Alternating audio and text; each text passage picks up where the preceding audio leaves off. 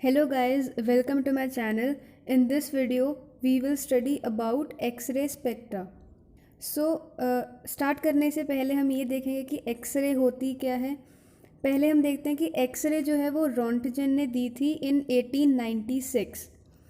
X ray एक high energy photon ही होता है जिसकी वेवलेंथ लाई करती है 1 एंगस्ट्रोम टू 100 एंगस्ट्रोम में। एक्सरेज की एनर्जी हम फाइंड कर सकते हैं E is equal to h nu formula से, जहाँ पे न्यू की वैल्यू क्या है सी अपॉन लेमडा। अब हम देखेंगे टाइप्स ऑफ एक्सरेज। अब हम एक्सरेज को क्लासीफाई कर सकते हैं दो तरीके से, on the basis of energy and on the basis of spectrum shown.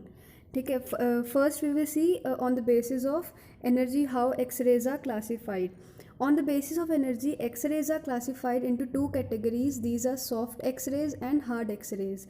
soft x-rays वो x-rays हैं जिनकी लो एनर्जी होगी, इनकी जो वेवलेंथ है वो 4 to 100 एंगस्ट्रोम में के बीच में लाई करेगी। और जो हार्ड एक्सरेज हैं इनकी एनर्जी हाई रहेगी एंड इनकी वेवलेंथ 1 to 4 एंगस्ट्रोम तक ही होगी। Now we will see on the basis of spectrum shown कि किस तरीके का स्पेक्ट्रम वो शो कर रहे हैं। स्पेक्ट्रम के बेसिस पे हमारे पास हैं continuous x-rays and characteristic x-rays. Continuous x-rays हर पॉसिबल वेवलेंथ उनमें होती हैं। कंटिन्यूस एक्सरेज जो हैं वो कंटेन करते हैं all the possible wavelengths between 1 angstrom to 100 angstrom.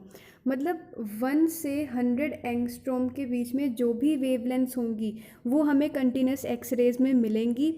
And in continuous x-rays wavelength depends on applied voltage, कितनी हम वोल्टेज अप्लाई कर रहे हैं उस चीज़ पे हमारी जो वेवलेंथ है वो डिपेंड करेगी इन कंटिन्यूस एक्सरेज। अब हम देखते हैं कैरेक्टरिस्टिक एक्सरेज। कैरेक्टरिस्टिक एक्सरेज कुछ पर्टिकुलर टाइप की वेवलेंथ्स ही कंटेन करते हैं, उनमें सिर्फ कुछ ही वेवलेंथ्स हमें मिलती हैं। The characteristic x-rays contains only certain wavelengths which are characteristics of target material. जो भी हमारा टारगेट मटीरियल है उसकी कुछ कैरेक्टरिस्टिक्स को शो करेगी वो वेवलेंथ्स, तो उन वेवलेंथ्स को कैरेक्टरिस्टिक एक्सरेज में हम इंक्लूड करेंगे। एंड इसमें जो लेमडा है, जो वेवलेंथ है, वो एटॉमिक नंबर पे डिपेंड करेगी। अब हम देखते हैं प्रोडक्शन ऑफ एक्सरेज कि एक्सरेज प्रोड्यूस कैसे होती हैं। हम एक्सरेज को प्रोड्यूस कर सकते हैं अगर हम कोई भी हाई एनर्जी इलेक्ट्रॉन बीम को स्ट्राइक करवाएं किसी हैवी टारगेट के साथ। फॉर एग्जांपल, अगर हम मोलिब्डेनम और टंगस्टन के साथ एक इलेक्ट्रॉन की बीम है, मान लीजिए इलेक्ट्रॉन की बीम है और ये हमारा टारगेट है, अगर हम इस हाई एनर्जी वाले इलेक्ट्रॉन बीम को किसी हैवी टारगेट के साथ स्ट्राइक करवाएंगे तो हमारे पास एक्सरेज मिलेंगी। ठीक है, और ये जो टारगेट है इसे हम इंसिडेंट बीम के 45 डिग्री एंगल पे प्लेस करेंगे। कि मतलब जैसे अगर ये हमारी इंसिडेंट बीम है, ये हमारी इंसिडेंट इलेक्ट्रॉन बीम है, तो जो टारगेट है उसे हम इसके 45 डिग्री एंगल पे ही रखेंगे जो हमारा टारगेट होगा फॉर गेटिंग एन एक्सरे। और इस टारगेट का मेल्टिंग पॉइंट जो है बहुत ज़्यादा हाई होना चाहिए ताकि इस हाई एनर्जी इलेक्ट्रॉन की वजह से वो मेल्ट ना हो सके।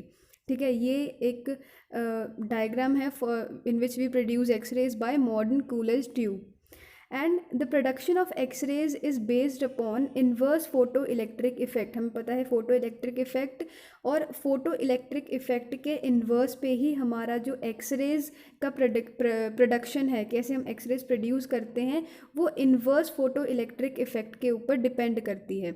और सिर्फ 1% जो इलेक्ट्रॉन्स होंगे, 1% इलेक्ट्रॉन्स ही रिस्पॉन्सिबल होंगे for production of x-rays. Now we will see mechanism of production of continuous X-rays.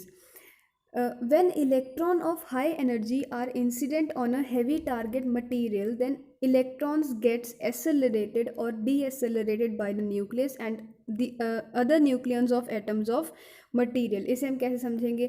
For example, अगर ये हमारा एक एटम दिया हुआ है, ये हमारा न्यूक्लियस है, यहाँ पे ये हमारा न्यूक्लियस है, कोई हैवी हाई एनर्जी इलेक्ट्रॉन जो है वो आ रहा है जिसकी काइनेटिक एनर्जी है 1/2 mv², ये एक हाई एनर्जी इलेक्ट्रॉन है, वो हमारे न्यूक्लियस की ओर आ रहा है।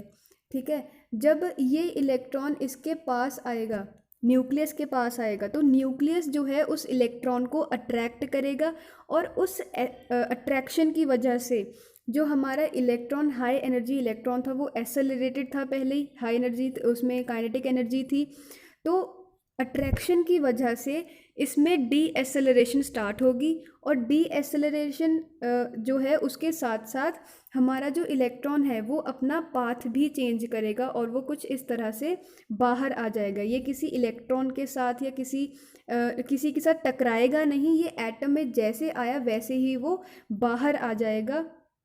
और इस प्रोसेस में जो एसेलरेटेड इलेक्ट्रॉन था हमारा, इनिशियली जो एसेलरेटेड इलेक्ट्रॉन था, वो बाद में डी एसेलरेट होगा, क्योंकि न्यूक्लियस का अट्रैक्शन फील होगा उसे, न्यूक्लियस का अट्रैक्शन एक्सपीरियंस होगा, और वो अपना पाथ भी डिफ्लेक्ट करेगा, और उसकी जो डी एसेलरेशन स्टार्ट हो जाएगी, और उसकी काइनेटिक एनर्जी है उसमें भी डिक्रीज़ हो जाएगी काइनेटिक एनर्जी। मान लीजिए पहले उसकी काइनेटिक एनर्जी 1/2 mv² थी, और अब उसकी डी एसेलरेशन के बाद काइनेटिक एनर्जी है 1/2 mv-²। ठीक है, the path is deflected due to attraction of nucleus and electron decelerates. मतलब सिर्फ न्यूक्लियस के अट्रैक्शन की वजह से जो हमारा हाई एनर्जी इलेक्ट्रॉन था उसमें डी एसेलरेशन हुई, वो पाथ भी डिफ्लेक्ट करेगा, और उसकी एनर्जी है वो भी डिक्रीज़ हो जाएगी। तो इस प्रोसेस में हमारी कंटिन्यूस एक्सरे प्रोड्यूस होगी। Now the electromagnetic theory says that when a charged particle gets accelerated or deaccelerated, it radiates energy। हमारी इलेक्ट्रोमैग्नेटिक थ्योरी कहती है कि जब भी कोई चार्ज्ड पार्टिकल, जैसे यहाँ पे इलेक्ट्रॉन है, जब भी कोई चार्ज्ड पार्टिकल एसेलरेट होगा फिर डीएसेलरेट होगा, तो वो रेडिएट करेगा एनर्जी। और the energy radiated bye electron in this process, ये जो प्रोसेस हमारा हुआ है इसमें जो भी एनर्जी रेडिएट होगी वो किस फॉर्म में होगी, कंटिन्यूस एक्सरे के फॉर्म में होगी, और इसे हम ब्रेमस्टरलॉन्ग रेडिएशन भी कहते हैं। अब हमने देखा था कि जो इलेक्ट्रॉन है वो एसेलरेटेड था, यहाँ पे हमारा इलेक्ट्रॉन एसेलरेटेड था, वो डी एसेलरेट हुआ, उसने अपनी एनर्जी लूज़ करी। एनर्जी लूज़ करने पे हमारे पास एक रेडिएशन आई, हमारे पास एक्सरे आए, कंटिन्यूस एक्सरेज आए। मतलब हम ये कह सकते हैं कि maximum energy lost by electron is equal to maximum energy of x-ray photon, क्योंकि हमारे इलेक्ट्रॉन ने एनर्जी को लूज़ किया तभी हमारे पास एक एक्सरे फोटोन आया था। तो हम ये कह सकते हैं कि जितनी एनर्जी हमारे इलेक्ट्रॉन ने लूज़ करी थी वो किसके इक्वल थी, हमारे एक्सरे फोटोन की एनर्जी के इक्वल। और maximum energy lost by electron हम दे सकते हैं E/V, जहाँ V is potential and E is electric charge, will be equal to h nu. हमें पता है कि जो एनर्जी होगी हमारी एक्सरे फोटोन ने जो गेन करी वो h न्यू के इक्वल होगी, और न्यू है हमारा c/λ। अब यहाँ पे हमें अगर मैक्सिमम एनर्जी चाहिए तो हमारी जो वेवलेंथ है वो मिनिमम होनी चाहिए। अगर वेवलेंथ मिनिमम होगी तभी हमारी एनर्जी जो है वो मैक्सिमम होगी। तो यहाँ पे हम इक्वेशन लेंगे EV is equal to hc/λ minimum. अब इस इक्वेशन से हम लैम्डा मिनिमम की वैल्यू फाइंड करेंगे, वो होगी lambda minimum is equal to hc/EV। And जब हमने सॉल्व किया hc/E को तो हमारे पास वैल्यू आएगी 12375/V एंगस्ट्रोम। हमारी लैम्डा की यूनिट होगी एंगस्ट्रोम में, और इसे हम ड्वेन हंट लॉ भी कहते हैं। इसके साथ साथ हमारी जो एक्सरेज हैं उनके लिए V जो है वो किलो वोल्ट्स में होना चाहिए। हम एक और चीज़ कंसिडर कर सकते हैं, जैसे हमने पहले कंसिडर किया था कि जो हमारा इलेक्ट्रॉन है उसके पास इनिशियली काइनेटिक एनर्जी थी 1/2 mv², अब बाद में उसकी एनर्जी होगी 1/2 mv-², और इस प्रोसेस की वजह से हमारे पास एक एक्सरे फोटोन आया। तो हम लिख सकते हैं 1/2 mv² minus 1/2 mv-² is equal to h nu, कि मतलब कितनी एनर्जी हमारे इलेक्ट्रॉन ने लूज़ करी is equal to energy gain by the x-ray photon. अब ये जो फॉर्मूला है ये हमें बिल्कुल ध्यान में रखना है, बहुत इंपॉर्टेंट फॉर्मूला है ये।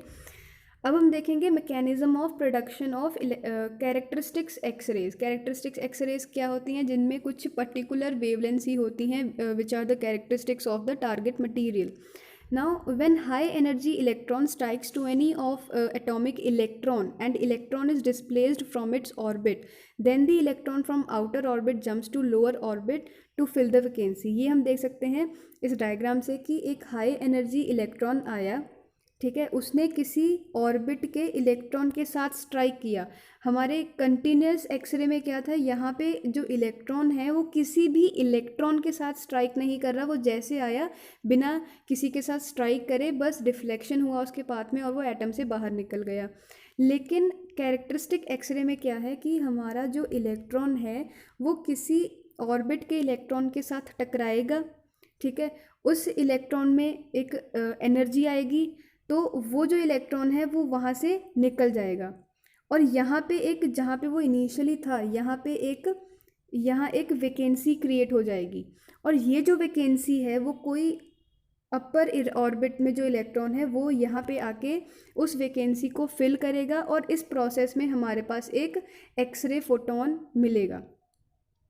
That is when electron, high energy electron strikes to any of the atomic electron, किसी एटॉमिक इलेक्ट्रॉन के साथ हमारी हाई एनर्जी इलेक्ट्रॉन ने स्ट्राइक किया, then the electron is displaced from its orbit, अपनी ऑर्बिट से वो डिस्प्लेस हो गया और यहाँ पे अपनी ओरिजिनल पोजीशन पे वहाँ पे एक वैकेंसी क्रिएट हुई and the electron from outer orbit jumps to lower orbit to fill the vacancy.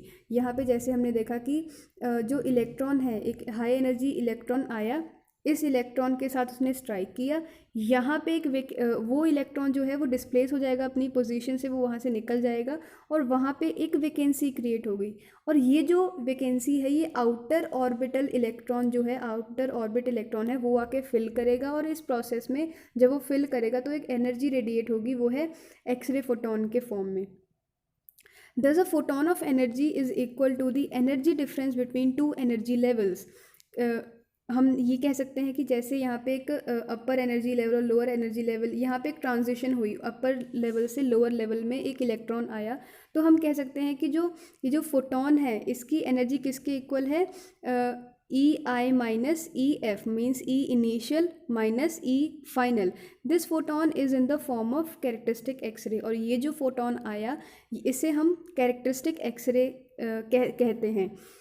अब हम एक बार फिर से इस प्रोसेस को देख लेते हैं कि एक हाई एनर्जी इलेक्ट्रॉन आया, ठीक है, यहाँ पे जो हमारा इलेक्ट्रॉन है उसे उसने डिस्प्लेस किया और इसी की पोजीशन में एक वैकेंसी क्रिएट हुई क्योंकि वो अपनी पोजीशन से डिस्प्लेस हो गया। आउटर ऑर्बिट में से एक इलेक्ट्रॉन यहाँ पे जंप किया और इस प्रोसेस में एक फोटोन रिलीज़ हुआ, जो कि एक एनर्जी रिलीज़ हुई, वो है एक्सरे, कैरेक्टरिस्टिक एक्सरेज, ठीक है। अब हम देखते हैं energy of characteristic x-ray is given by h nu is equal to E initial minus E final, क्योंकि ई इनिशियल ऑर्बिट से फाइनल ऑर्बिट में आया, उस जो डिफरेंस होगा इस एनर्जी लेवल में वो हमारी कैरेक्टरिस्टिक एक्सरे के फॉर्म में होगा। Nu is equal to c upon lambda, so we will get h c by lambda is equal to E I minus E F.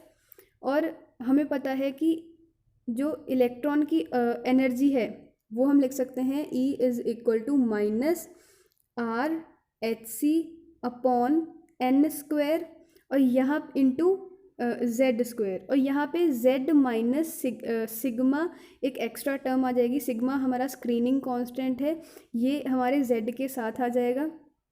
तो हमारी जो एनर्जी की वैल्यू है वो क्या होगी, इनिशियली क्या होगा, minus R Z minus sigma whole square h c upon n i square minus bracket, अब ये जो है ये है फाइनल एनर्जी लेवल की value which is minus R h c Z minus sigma whole square n f square, और इसे हम सॉल्व करेंगे तो हमारे पास आएगा 1 upon lambda equal to R Z minus sigma whole square into 1 upon n f square minus 1 upon n i square, जहाँ n f क्या है, फाइनल ऑर्बिट, और एन आई है initial orbit, and sigma is the screening constant. Now इस process में हमें एक series of x ray line मिलेगी, ठीक है। जैसे हम पहले कंसिडर करेंगे के सीरीज़ कैरेक्टरिस्टिक्स लाइंस। यहाँ पे हम कंसिडर करेंगे कि if n f is equal to 1, कि अगर फाइनल जो ऑर्बिट है हमारा वो 1 है और इनिशियल ऑर्बिट्स जो हैं वो 2, 3, 4 एंड इन्फिनिटी है। मतलब यहाँ पे जब हमारे इलेक्ट्रॉन, जो हमारा इनिशियल इलेक्ट्रॉन है, जो फाइनल जहाँ पे हमारी वैकेंसी क्रिएट हो रही है, उसे हम एन एफ कंसिडर करेंगे। मान लीजिए कि एन एफ इक्वल टू 1 है और कोई हायर ऑर्बिट्स जो हैं, हायर ऑर्बिट्स मतलब कि एन आई ऑर्बिट्स जो हैं वो हमारी क्या होंगी, 2, 3, 4 यहाँ पे के सीरीज़ में कंसिडर होंगी। और वेवलेंथ ऑफ के अल्फ़ा, के बीटा, के गामा लाइंस हम इन सभी फॉर्मूले से फाइंड कर सकते हैं। और के सीरीज़ लाइन के लिए जो स्क्रीनिंग कांस्टेंट है वो होगा इक्वल टू 1। और इसका स्पेक्ट्रा हमारे पास कुछ इस तरह का तरीके से आएगा। अगर 2 से 1 तक आएगी तो हमारा के अल्फ़ा लाइन होगी, 3 से 1 आएगी के बीटा होगी, 4 से 1 आएगी के गामा होगी, एंड सो ऑन। सिमिलरली हम L series characteristic x-rays consider कर सकते हैं। यहाँ पे हमारे पास एन फाइनल होगा 2 एंड एन इनिशियल है वो 3, 4, 5, 6 हो सकते हैं। यहाँ पे हमारी सीरीज़ आएगी 3 to 2, 4 to 2, 5 to 2 and so on. और ये कॉरेस्पॉन्डिंगली हमारे पास होगा L alpha, L beta and L gamma lines. And L alpha line के लिए हमारे पास जो वेवलेंथ का फॉर्मूला है वो ये होगा, 1/λ is equal to R Z minus screening constant यहाँ पे हमारा 7.4 होगा, तो z minus 7.4 whole square into 1/2 square is a final orbit and 1/3 square for L alpha line we have the final initial orbit as 3। तो इसी तरीके से हम ये एल सीरीज़ और के सीरीज़ फाइंड कर सकते हैं। इस वीडियो में हम यहीं तक कवर करेंगे। और वीडियो अच्छी लगी तो लाइक कर देना, शेयर कर देना, चैनल सब्सक्राइब कर देना। Thank you.